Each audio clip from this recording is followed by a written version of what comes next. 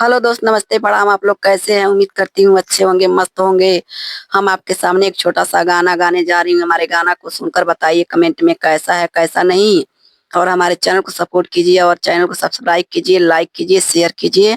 सबका नमस्कार। आपके सामने एक छोटा सा गाना गाने जा रही हूँ। धन्यवाद।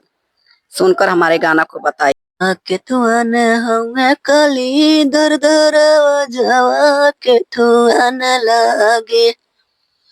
अरे हो केवड़िया के तुअन लागे। के तुअन हमें कली दर दर वजवा के तुअन लागे। अरे हो केवड़िया के तुअन लागे।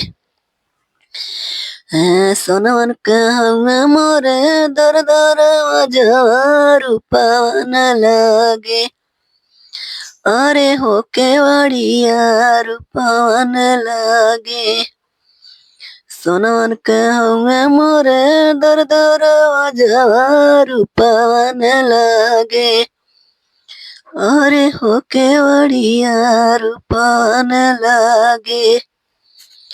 तनी से खोल तो कली दर दर वजवा लोगवा आवेला। तोरे दर्शन के लोग आवेला।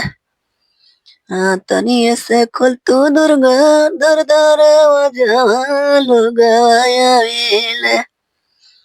तोरे दर्शन के लोग आवेला। कैसे के खोली से का दर दर वजवा लोग बोलेला। अरे अभी मनवा लोगवा बोलेला। कैसे के खोली भक्त दर दर वजवा लोगवा बोलेला। अरे हो केवड़िया लोगवा बोलेला। अरे अभी मनवा लोगवा बोलेला।